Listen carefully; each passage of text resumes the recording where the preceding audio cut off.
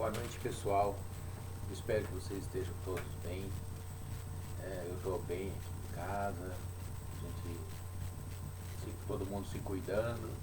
E é sempre muito bom a gente se reunir novamente para poder assistir a mais um módulo das nossas aulas, do curso preparatório, curso básico 1. E hoje, o tema que eu vou falar para vocês é um tema, acho que assim, é o que nos leva à casa espírita, na maioria das vezes. Se não todas as vezes, né? A grande maioria das vezes é o que nos leva ao centro espírita, que é sobre médium e mediunidade. E ele é dividido em duas partes, essa nossa conversa. A primeira é sobre médiums e mediunidade, e a segunda parte a gente vai falar sobre dai de graça e que de graça recebeu. A gente vê que ela é elaborada, essa aula, esse tema, bem de acordo, né? Porque o que é o dai de graça, o que de graça recebeu? A gente recebe a mediunidade de graça. Tem muita gente que considera ela um dom. Eu tenho o dom da mediunidade. E aí se deixa levar, se deixa engrandecer, achando que esse dom, eu estou trabalhando, eu estou fazendo bem. Mas se a gente parar e pensar, de acordo com o que a gente vai estudar aqui, não é o Hugo falando, é o que está, são os livros, é a codificação. Ela desmistifica esse caráter de dom da mediunidade. A gente vai entender que a mediunidade não é um dom, é uma ferramenta de trabalho que pode ser muito bem utilizada, e aí sim ela parece um dom, parece algo grandioso, mas se o médium souber trabalhar isso, ele vai ver que não, que isso é uma ferramenta de transformação, uma ferramenta de humildade, e não uma ferramenta de engrandecimento. Ela é uma alavanca que move a quantidade de erros que nós trazemos do passado. A gente vai explicar isso no decorrer da aula. Essa aula no nosso livrinho, para quem acompanha pelo livro, é a 8ª aula. Tá? A parte A, então, médiums e mediunidade. Esse livro ele começa dizendo que eu vou acompanhar, não vou mostrar o texto para vocês, mas eu estou acompanhando o texto aqui, e ele começa falando que a mediunidade é uma faculdade ou uma aptidão que possuem certos indivíduos denominados médiums e servirem de intermediários entre os mundos físico e espiritual. Então a gente já começa a desmistificar. Essa ferramenta que eu falei, ela todo mundo tem, é uma faculdade. Ele continua falando que é inerente ao organismo. Só que alguns têm num grau maior e outros num grau menor. Alguns têm uma mediunidade mais ostensiva e outros elas têm uma certa sensibilidade. E tem gente que acha que não tem mediunidade nenhuma, mas até mesmo quem não tem mediunidade nenhuma, ele tem uma certa... ela está ali latente, ela está num estado dormente, em alguns estágios da vida ela pode aflorar. Então, mas quando ele começa falando que ela é uma faculdade ou aptidão, de servir de intermediário, a gente vê então que a mediunidade ela é isso daí, essa ferramenta de intermediação. Por isso que fala, a palavra médio, ela faz a mediação entre o plano físico e o plano espiritual. Tá? Então essa é a nossa ferramenta de interligação. A gente precisa de um contato com o plano espiritual. O plano espiritual quer falar conosco, e ele vai falar ou ele vai agir através do médium. Tá? Então quando a gente acha que isso é um grande talento, eu tenho uma grande mediunidade, eu tenho um grande talento, nesse primeiro parágrafo ele já vai desmistificando isso, mostrando que nós somos somente um intermediário. Aí alguém pode perguntar assim, mas e Chico Xavier? O próprio Chico Xavier, ele já se declarava, eu sou só... Helena fala assim, eu sou só uma pulguinha, eu sou só o verme. Ele falava, eu não posso nem ser chamado de verme, porque o verme ainda trabalha na Terra. Então ele se colocava na condição de intermediário. A gente sabe da grandeza que ele tinha espiritual, mas ele mesmo se colocava nessa posição de ferramenta da espiritualidade, ferramenta de comunicação da espiritualidade. Tá? Então vamos dando continuidade aqui. Como eu falei, ela é inerente, tá? Mas ela pode estar nesse estado latente, dormente, ou ela pode estar ostensiva. Quando eu falei no início que como a forma como a maioria das pessoas chega no centro espírita, é justamente isso. Muitas vezes ela está num estado tão aflorado, num estado tão desequilibrado, né? Para a gente usar uma palavra, é ruim falar dessa forma, mas muitas vezes a gente está nesse desequilíbrio, não nosso, psíquico, ou até pode ser, mas a gente está num desequilíbrio dessa nossa ferramenta, dessa nossa faculdade, da faculdade mediúnica. Ela está ali desequilibrada e a gente precisa equilibrar essa faculdade. A gente precisa equilibrar a mediunidade. Então a gente busca onde? Muitas vezes a gente busca primeiro em tratamentos, em outros tratamentos, em igrejas, tratamentos médicos, e às vezes nada disso funciona, nada disso dá certo. Aí em última instância a pessoa procura um centro espírita, porque alguém indicou, falou assim, olha, acho que você tem, isso é mediunidade, você é médium. Aí a pessoa, meu Deus, o que será que é isso? E aí corre no centro espírita. E aí chega aqui, muitas vezes quando chega no centro espírita, tem gente que depois vai embora, porque fala assim, esse centro acabou com a minha mediunidade. Antes eu via espírita, eu recebia profecia, eu recebia, eu conversava, os espíritos me davam orientação, agora acabou. Não é que acabou, é que você está educando, né? Você está educando, você está aprimorando a sua ferramenta para trabalhar nos momentos que tem que trabalhar, nos momentos necessários ao trabalho espiritual. E não em qualquer momento, na rua, em casa, dormindo, sabe? Momentos que não são necessários e que acabam, pelo próprio estado de desequilíbrio da ferramenta mediúnica, a gente deixa ela aflorar em qualquer local. Tá? Então o centro espírita ele vai trabalhar, ele vai educar essa nossa ferramenta. Tá? Ele pode ser uma conquista da alma quando é direcionada para o bem. Ou seja, dá para direcionar para o mal? Dá. Uma ferramenta desequilibrada ela vai ser direcionada para o erro, ela vai ser direcionada para fazer a maldade. Né? Maldade, eu disse, né, uma maldade entre aspas, porque não é maldade, né? Dizem que não existe maldade, o que existe é a ignorância. Então, quando a gente está praticando algum ato de desacordo com as leis divinas, a gente fala assim, ele está fazendo mal. Não, ele está simplesmente sendo ignorante das leis divinas e fazendo atos, né, em desacordo com as leis naturais, as leis divinas. Mas quando a mediunidade ela é direcionada para o bem, ela é uma ferramenta de conquista da alma. Como é que é isso? Ó? Vamos imaginar assim. Nós sabemos, né, que já tivemos centenas, milhares de vidas passadas. E nessas vidas passadas nós vamos cometendo erros, uma série de erros. A gente pode pensar assim, não, mas eu acho que não errei tanto. Será? Se a gente não tivesse errado tanto, será que a gente estaria reencarnado aqui, nesse momento? Né? Provavelmente não. Provavelmente nós estaríamos no plano espiritual. Uma vez falaram para o Chico Xavier, uma senhora chegou para o Chico Xavier e falou assim, Chico, eu acho que eu fui uma rainha ou uma princesa, alguém muito poderosa, né, no passado. Aí o Chico falou assim, minha filha, provavelmente foi mesmo, porque as lavadeiras estão todas no céu, ou seja, as pessoas simples, as pessoas que não fizeram maldade, elas já estão no plano espiritual trabalhando lá de lá, e elas querem falar conosco aqui, e elas nos usam como ferramenta. Então a mediunidade é essa ferramenta, essa alavanca, que faz a gente consertar os erros do passado. Não vou dizer pagar, porque a gente não paga nada, a gente conserta. Né? A gente tem uma multidão uma montanha de erros, e a mediunidade é a ferramenta, é a alavanca que vai fazer mover esses erros para o esquecimento. Né? Vai mover esses erros de forma a consertar o nosso passado. Aí ela passa a ser uma conquista da alma. Eu tinha uma frase. Eu lembro que quando eu comecei a estudar o Espiritismo, um amigo ele sempre falava assim, eu não lembro de quem é o autor da frase, né? Eu lembro que ele citava a frase, ele falava assim, se és médium, és devedor. Ou seja, somos devedores da lei divina. Né? E aí a mediunidade é essa ferramenta que, quando bem usada, proporciona uma conquista da nossa alma. Daí a necessidade que a gente tem da oração e da vigilância, da reforma íntima que a gente fala tanto dentro do centro espírita. A gente fala tanto, mas é lógico que a gente sabe que tem que falar muito mais, porque o aproveitamento do que a gente fala é muito pouco.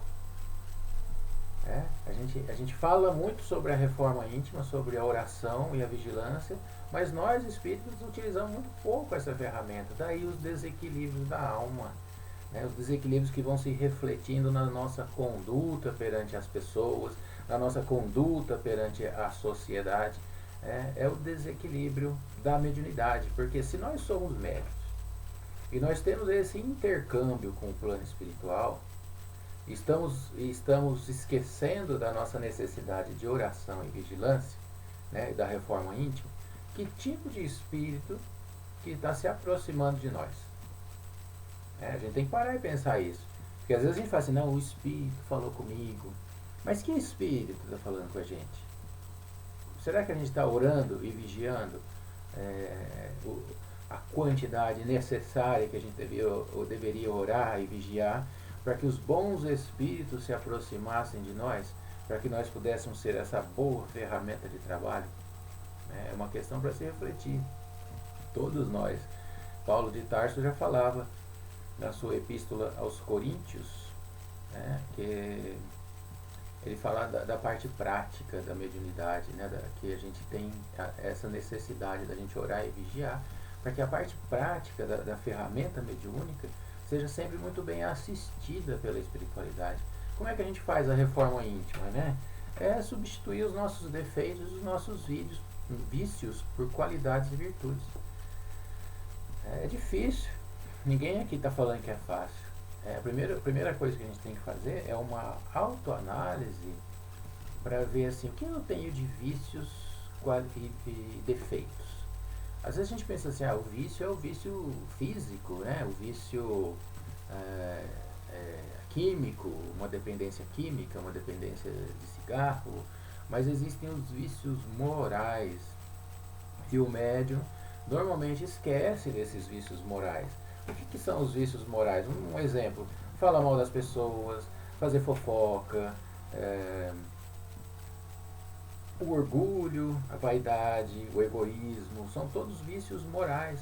E esses vícios morais, eles são difíceis de detectar. Porque quando a gente detecta, ou outra pessoa detecta algum tipo de vício, desse tipo de vício em nós, as pessoas vão apontar muitas vezes, olha, para você trabalhar com a mediunidade, você tem que mudar, sem parar de falar mal da vida alheia, parar de falar mal dos outros, parar com a fofoca. Mas a gente não aceita, porque a gente não se acha fofoqueiro, a gente não se acha egoísta, a gente não se acha orgulhoso, a gente não se acha vaidoso, né? E a vaidade é a porta aberta para desequilíbrio da nossa mediunidade. Quando a gente está com a mediunidade muito desequilibrada, a gente vai ver em aulas futuras que esse desequilíbrio da mediunidade também é chamado de obsessão, né? Mas continuando aqui. As faculdades mediúnicas demonstram as potencialidades e a diversidade de espíritos que existem na Terra, né? Ou seja,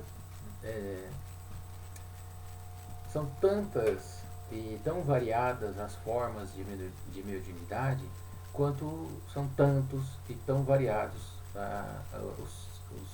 os graus de evolução dos espíritos.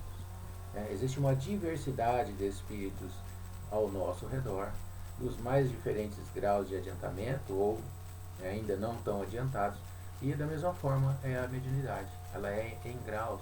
Muitas vezes a pessoa fala assim, eu faço psicografia, que é aquela mediunidade de escrever, mas nenhum médium psicógrafo é igual ao outro, nenhum vai sentir igual ao outro. Cada um vai sentir numa variedade de diversidade dessa mediunidade. Um vai sentir mais, outro vai sentir menos. Uma é mecânica, escreve sem a interferência da mente do médium. O outro primeiro vem na mente, depois ele escreve, parece como um ditado. Mas a gente vai estudar tudo isso com bastante calma. Kardec nos esclarece no livro dos médiuns que a mediunidade ela não se revela em todos os médiuns de uma mesma forma, foi o que eu disse. Ele diz o seguinte: os médiuns têm geralmente aptidão especial para esta ou aquela ordem de fenômenos, o que os divide em tantas variedades quanto são as espécies de manifestações. Isso aí está lá no livro dos médiuns, é a questão 159. Tá? Ou seja, existe uma, não vou dizer uma infinidade porque também é exagero, mas uma gama, né, muito grande de ordem, da ordem dos fenômenos mediúnicos. Tá? E a mediunidade ela se manifesta nesse grau nos médiuns da mais diferente forma também. Tá? Paulo de Tarso ele traz um ensinamento para a gente, como eu estava falando, quando ele diz, ele reforça, né? Na verdade, Kardec reforça o que Paulo de Tarso falava, quando ele dizia, os dons são diversos, mas o espírito é o mesmo, e há diversidade nas relações, mas o mesmo Deus é quem opera tudo em todos. É a primeira carta de Paulo aos Coríntios. Né? Lógico que ele está falando ali, quando ele fala, os dons são diversos, mas o espírito é um só, é o mesmo, né? Ele não está falando do espírito que está se comunicando, ele está falando do espírito da mediunidade, ou seja, a ferramenta mediúnica é a mesma para todo mundo, só que ela tem diversidade nas realizações. Mas aí ele completa e diz assim, mas o mesmo Deus é quem opera tudo em todos, ou seja, esse mecanismo mediúnico, apesar de ter essa variedade, né, como a gente falou no começo, ele é um atributo físico, por isso que assim, é Deus que opera tudo em todos, ou seja, todo mundo tem, todo mundo tem. Tá? A gente tem aulas depois mais pra frente que fala de um pontozinho nosso lá do cérebro, né? Que é a epífase, que algumas pessoas falam que ela é a glândula da mediunidade. Então assim, quando se diz que Deus opera tudo em todos, é porque ele é uma coisa natural de todas as pessoas, mas nem todo mundo sente da mesma forma, pelo menos não ainda, pelo menos não no nosso estágio atual de evolução. No estágio atual tem gente que tem a mediunidade, como a gente falou, de uma forma muito acentuada, é uma ferramenta de trabalho muito forte, ela capta muita coisa e tem que ser canalizado essa antena mediúnica, né? Normalmente são aqueles médiuns que vão trabalhar com mais afinco num centro espírita, não necessariamente anulando a vida social, porque a gente pensa, mas eu não quero ser médico, porque eu tenho que me anular. Não, não é porque é médium que vai se anular. Você vai ter sua mediunidade educada para trabalhar nos momentos necessários dentro de um centro espírita. Quando você sai do centro espírita, você retorna para a sociedade, você vai para sua casa, se você traz essa ferramenta equilibrada, você não vai ficar sentindo, vendo ou tendo desmaios ou ataques na rua, pelo menos não deveria. Quando a gente tem, talvez esteja faltando um pouquinho mais de esforço nosso na nossa reforma íntima. Kardec continua dizendo assim que todas as formas de mediunidade são necessárias, nenhuma faculdade é superior à outra, e são todas indispensáveis para o bom andamento dos trabalhos, até a mais humilde das tarefas. Tá? Não há ninguém mais importante, porque todos são importantes, cada um na sua tarefa. Por que está dizendo isso? Né? Porque às vezes a gente chega no centro espírita e a gente vê um médium que ele dá a passividade mediúnica para um mentor e ele fala bonito. O outro faz uma psicografia e as pessoas falam, uau, eu quero fazer igual. E não faz, né? Não tem essa mesma aptidão, não tem essa mesma, como se diz? Ele não, a gente diz, né? Normalmente a gente fala assim, ele não dá essa passividade tão acentuada como alguns outros médios que já estão trabalhando num centro espírita. E aí, isso a pessoa fala assim, então talvez a minha mediunidade não seja necessária, né? A dele é superior à minha.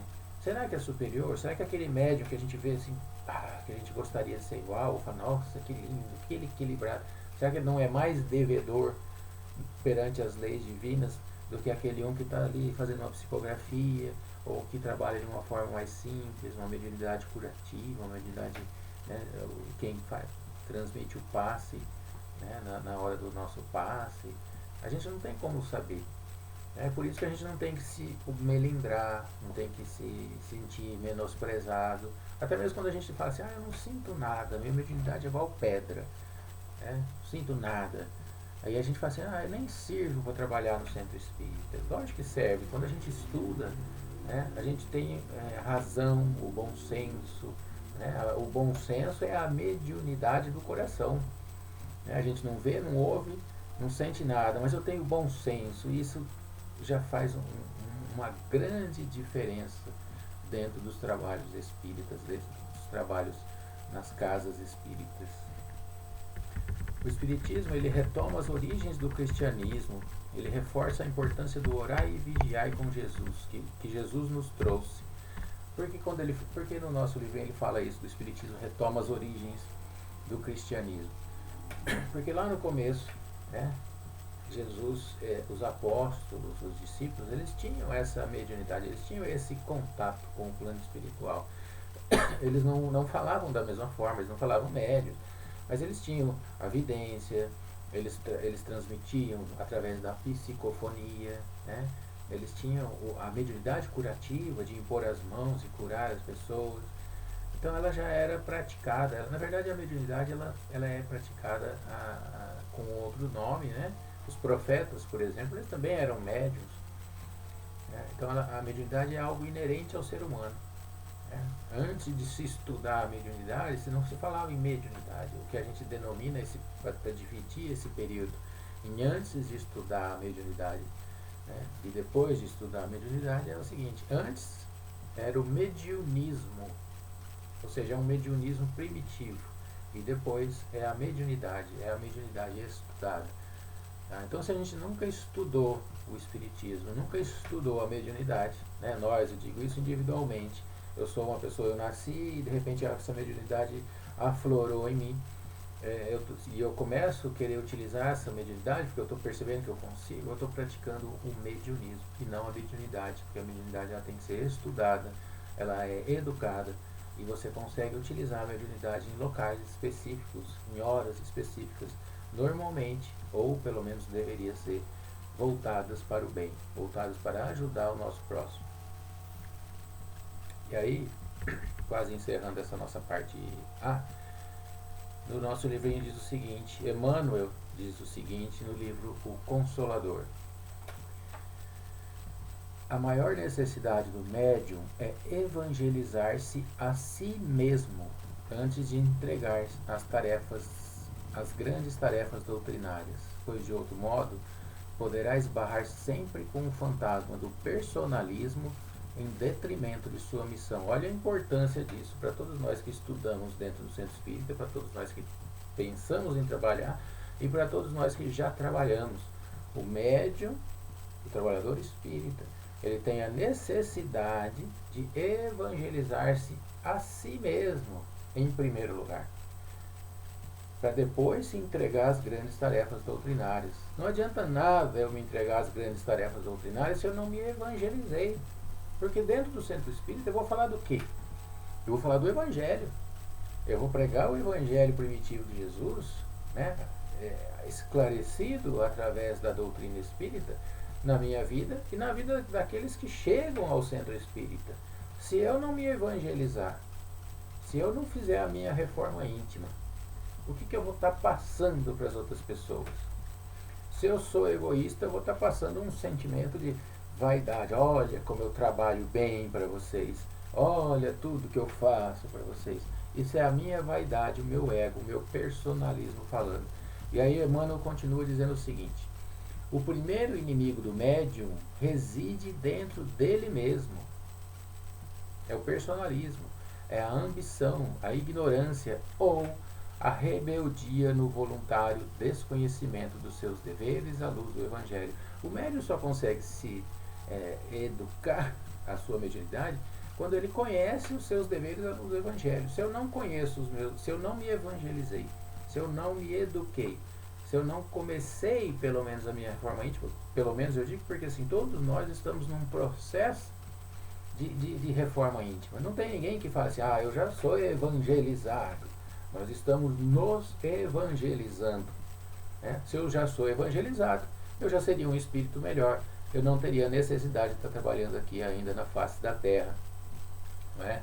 Então nós estamos nos evangelizando e nos melhorando. Mas frequentemente, como diz aqui Emmanuel, né, não é o Hugo que está falando, a gente esquece, a gente deixa aflorar o nosso personalismo, a nossa vaidade, a rebeldia aflora, a gente não quer mais obedecer ordens, a gente não quer mais obedecer aquilo que é é dito dentro de um centro espírita. A gente não quer mais nem seguir a doutrina espírita. A gente começa a inventar regras e normas dentro do próprio espiritismo. A gente esquece a codificação de Allan Kardec, né? Esquece as obras de Emmanuel, esquece até mesmo o Evangelho de Jesus, né? E aí começa as divergências, né? Como diz Emmanuel aqui, ó, os fatores de inferioridade moral que não raro conduzem à invigilância, à leviandade e à confusão dos campos improdutivos. Confusão dos campos improdutivos. Toda vez que começa uma confusão dentro do centro espírita, em decorrência do desequilíbrio mediúnico, os trabalhos se tornam improdutivos. Isso sempre é um motivo de grande preocupação nas casas espíritas, nos centros espíritas, porque se a gente vê essa confusão em outros núcleos religiosos que também utilizam a ferramenta mediúnica sem utilizar esse nome, né, a gente pode pensar assim, mas eles não têm esse estudo que nós temos, porque dentro do centro espírita a gente tem que estudar para poder entender todo o mecanismo. À medida que a gente estuda todo esse mecanismo e não coloca em prática no nosso interior, aí nós somos levados aqui, como diz Emmanuel, à leviandade e à confusão. Contra esse inimigo, ele continua dizendo, é preciso movimentar as energias íntimas pelo estudo, pelo cultivo da humildade, pela boa vontade e com o melhor esforço de autoeducação à claridade do Evangelho. Olha ele reforçando mais uma vez aí a grande importância que tem o estudo. O estudo iluminado pelas luzes do Evangelho. Não adianta eu estudar pura e simplesmente eu leio, eu acho que eu estudo, né? Mas se não for clareado pelas luzes do Evangelho, se a gente não apagar a luz do nosso personalismo, a luz da nossa vaidade, a luz da nossa invigilância, o grande problema quando começa lá no começo desse nosso capítulo é a invigilância, é o orar e vigiar. A gente ora pouco e vigia pouco. Às vezes a gente é levado num roldão, né, numa empolgação de fazer as coisas e esquece o nosso momento de oração e vigilância. Quando a gente esquece esse momento de oração e vigilância, nós não podemos nos esquecer que nós somos uma ferramenta mediúnica, num grau ou no outro. Às vezes ela está bem pequenininha, a nossa mediunidade, a gente tem uma certa sensibilidade, mas isso é o suficiente para quando tem a falta da oração e da vigilância, essa mediunidade pequenininha, diante dessa falta da autoeducação à luz do Evangelho, é o suficiente para botar abaixo os trabalhos de uma casa espírita. E aí a gente passa para a nossa parte B, que é a seguinte: dai de graça o que de graça recebestes. Às vezes a gente acha que isso está falando em dinheiro, né? Também, porque a gente sabe que tem gente que cobra o uso da mediunidade. Eu cobro para atender, eu cobro, ou se eu não cobro, eu recebo algum donativo, um finzinho financeiro eu vou receber para trabalhar com mediunidade. Então, essa lição é bem clara para a gente, quando Jesus fala: curai os enfermos, ressuscitai os mortos, sarai os leprosos, expeli os demônios, dai de graça o que de graça recebestes. Quando Jesus fala isso, está muito claro essa parte do financeiro. E a gente fala assim, então tudo bem, eu não estou recebendo nada. Mas não é só o financeiro, porque aí continua Mateus dizendo o seguinte: ai de vós, escribas e fariseus hipócritas, porque devorais as casas das viúvas com pretextos de longas orações, por isso sofrereis um juízo mais rigoroso. Com o pretexto das orações, o médium em desequilíbrio, ele se torna um fariseu, aquela pessoa que está na porta do céu, como dizia Jesus, não entra e não deixa os outros entrarem. A pessoa se posta diante de uma porta, nessa figura de linguagem, se colocando como um grande detentor de conhecimento, como o detentor de um grande dom mediúnico, ou nem sempre como um dom mediúnico, mas como um dom de saber espírita. E na verdade não tem. Na verdade, ele está utilizando esse orgulho, essa vaidade, esse personalismo. E ele impede que as pessoas passem, né, adquiram conhecimento, que as pessoas deem continuidade ao seu trabalho, também mediúnico, porque todos nós, né, estamos aqui trabalhando em nós, primeiramente. E se tem alguém na porta impedindo, né, nós não conseguimos, então, e nós nos sentimos perdidos quando não conseguimos dar continuidade ao nosso trabalho. Até que tudo possa se equilibrar. Então, olha só, o dai de graça que de graça recebeu não quer dizer só dinheiro, é também dai de graça. Você recebeu um talento, você recebeu um dom mediúnico, você recebeu uma oportunidade, então dê a oportunidade aos outros também, né? Você recebeu um amparo, então dê amparo também. Em algum momento da nossa vida nós recebemos, né, o amparo, um tratamento espiritual, um tratamento mediúnico, então retribua esse tratamento. É isso que ele fala, dai de graça o que de graça recebeste. Todos nós adentramos um centro espírita, normalmente numa situação não tão boa.